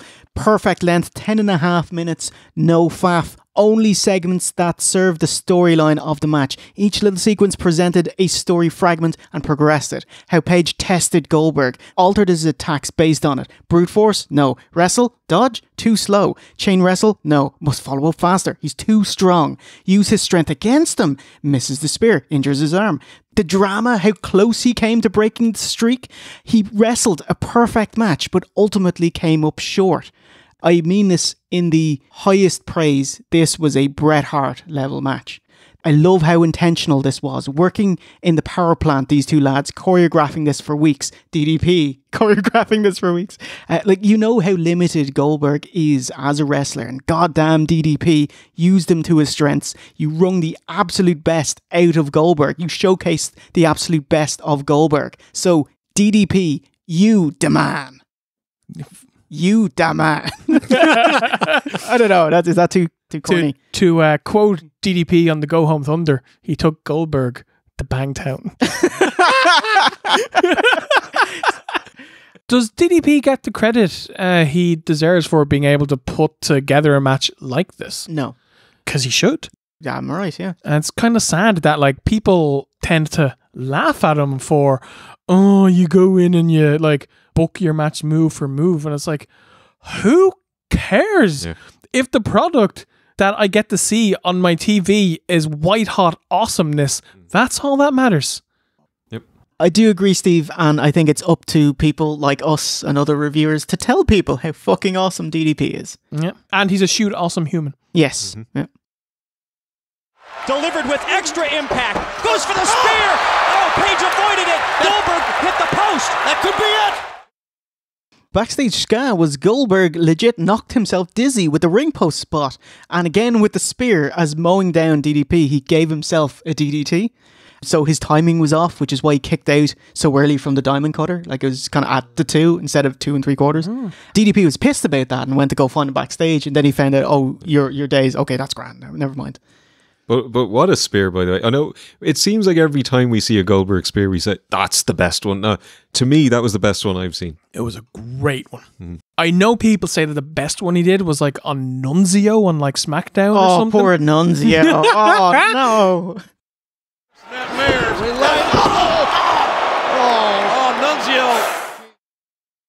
But this one hit hard, and you could see that when he came down, his like head twisted, and he like hit his head on like DDP's shoulder or something, and that's what must have knocked him loopy. It's kind of reminiscent of his Saudi Mania one with Taker. But the match in general, a calamity, significantly worse than Hogan Warrior. Oh, hey, there you go. Congratulations.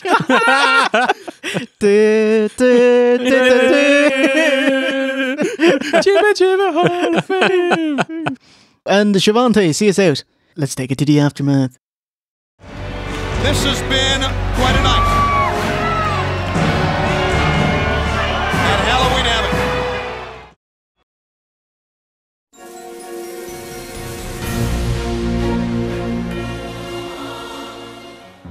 Welcome to the aftermath. OSE, Halloween Havoc 98. What do you think? What's going on in that crazy melting pot of a brain you have? Indeed. It's a bit of a kind of witchy Halloweeny thing I was going for. It didn't pan out. It's fine. Hugely disappointing pay-per-view overall, given the card. Now in 2022, looking back to 98, this must be one of the greatest cards in the history of pay-per-view. In terms of star tile? Yes. Yes. And look what they did with it. So, I really liked Hall Nash. Absolutely loved the main event. Otherwise, there's a bit of bollocks with Hogan Warrior, which was kind of fun. Couple of boring matches, couple of meh matches. So, I think it was a missed opportunity overall. It should have been so much better than it was. But, definite recommendation for Hogan Warrior and obviously the main event. If I was just to look at this card and to watch the build, I would have been super psyched. And then when I watched it, I would have been crushed.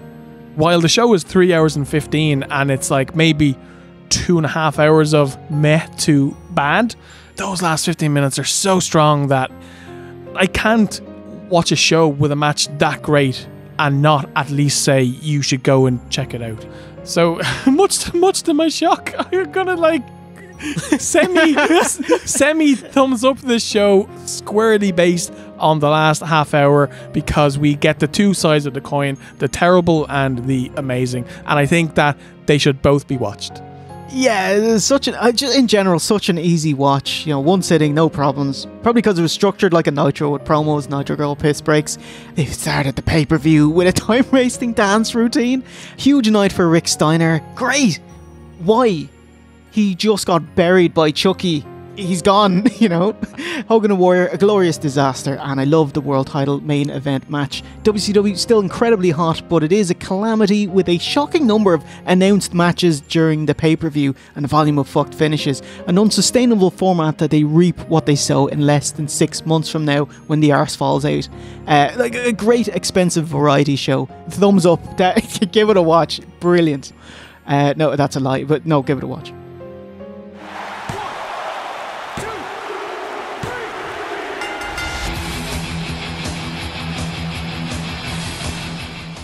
Since my return, you have brought nothing before me accept a pittance. What a pittance. How was it received? 10,500 sellout with 270,000 buys, above average, but it was hurting them from even the first half of the year was much better. Considering Warrior's wage and the heavy promotion for it, it was a huge bust, and a quarter of those were refunded. Just one other thing, a bit of a hot take. Hogan winning was actually the right decision, because Warrior, weeks into his debut, he's dead in the water. He's nowhere to go. He can't wrestle, can't cut a promo, already getting booed. Hogan, he's still a draw, and he can still do big money matches. Bret, Nash, DDP, Goldberg, possibly Flair. You'd have to wait a bit to do Sting again, because they did it at Starrcade 97. Okay, the match is horrendous, had no business actually having the match, but there's nowhere to go at Warrior. Well, there's one way, and that's down. Way down. Because this is a very famous bad match, I just have a list of responses to the match. Bischoff said, the worst he's ever seen. Mean Gene says, a disaster. Warrior says, it's funny how my best match of my career is with Hogan, and also my worst match is with Hogan. Wrestling Observer is -5 stars. Hogan and Warrior pick up the most overrated award in 98, but only number 3 in the worst card of the year. Number 1 was Fall Brawl. Oh, wow. OSW 102. PW Torch's Wade Kellers called it a dud. Post Wrestling's John Pollock rated it lower than Jenna Maraska versus Charmel. No fucking way! Because it has 2 headline performers. So he's giving it context. Yeah, contextually. And my favourite is Sports Illustrated Luke Winkle, who calls the match a passive-aggressive wank fest. Oh, great. That's a great call, actually. I was thinking I might do a quickie kind of Warrior wrap-up. Mm-hmm. So a final word on the Warrior.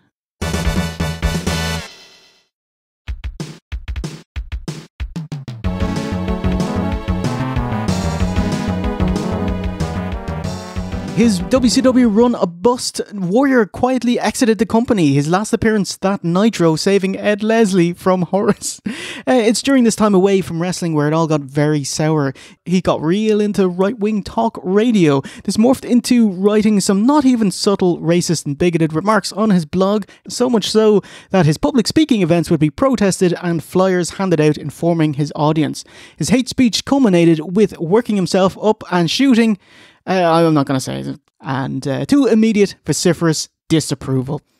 A few years later, and a decade into retirement, a one-shot deal. The Ultimate Warrior returned to the ring with New Wrestling Revolution in 2008 with Spain.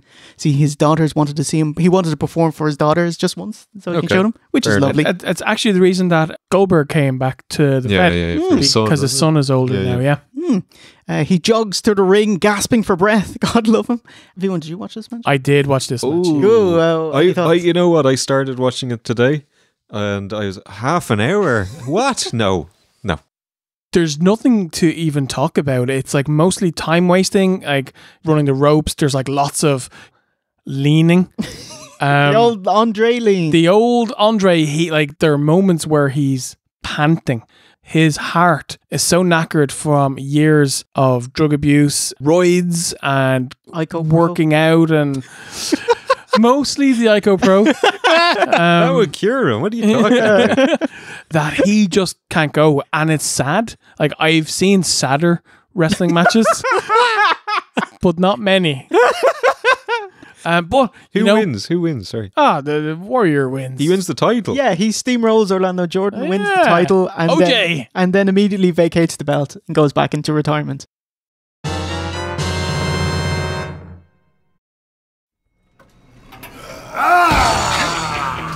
Not even! The Grim Reaper himself, starving to get his hands on my Warrior soul!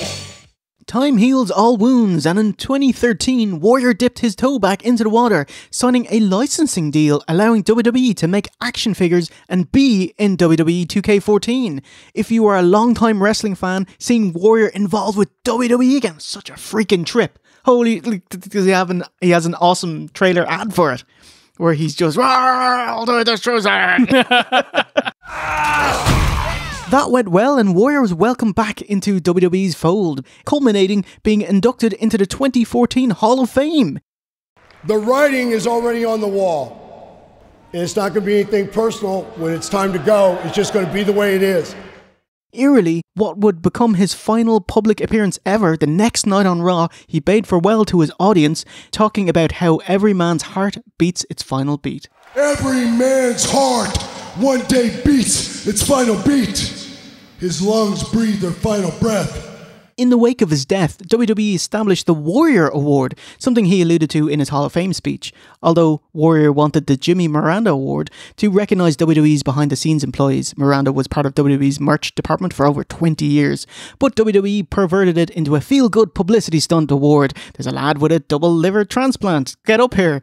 They got enough heat for it, and by 2019, they pledged to give the award to an employee or wrestler, like Titus O'Neil got it in 2021, who actually deserved it for his impressive off-the-clock humanitarian work in philanthropy. And the spirit of Ultimate Warrior will run forever!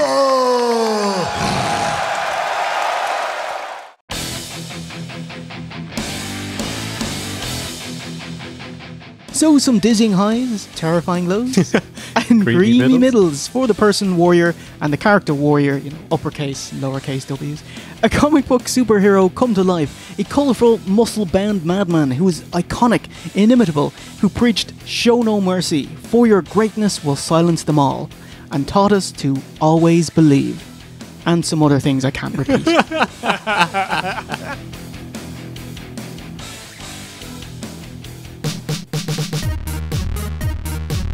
So that does it for the end of Halloween Havoc. What did you think of this whole hoopla? Did you enjoy our time in WCW? I did. I look forward to going back at some point in the future. Sometime very soon in the future. Won't you know? What do you think? Yeah, it was great to take a break from, you know, like the Fed and 1995 and New Gen. You know, we get some real primo bollocks over the last few weeks. We get to see the other side of wrestling at its hottest. I wasn't overly in love with some of the booking and, you know, run-ins and DQs and all of that jazz, but... Were you annoyed with the quality of the run-in? Like, who was running in? Oh, it's the same people every match. It's either Buff, Vincent, or Stevie Ray, or The Flock. Or Horace Hogan. Listen, you wanted the best. We didn't get the best. Yeah, I thought that was different gravy. Thought you'd like that one, I was see. Alright, next up is a Brucey bonus review of Nitro tomorrow night, because we have Warrior actually does stick around for slightly longer, and you're going to have to tune in next time to check that out. And then we'll do the Golden Noggers, so you can look forward to that. So, if you want to watch all of our episodes, FOC, free of charge and in 4:3 full screen, you can at OSWReview.com. And if you're feeling spicy, jaunty, meaty, writhing, throbbing, pulsating, groping, yeah. Throbbing, fondling, pulsating, gropage. You can just slip us a couple of bucks at noggeru.oswreview.com. And so it's a goodbye from V1. Take a boo. OSE in the 2.5 time Golden Knocker Award winner. Yeah, there's nothing you can do every time. I know you guys both have more than 2.5. That's it. Jay Hunter, and remember, a winner is you.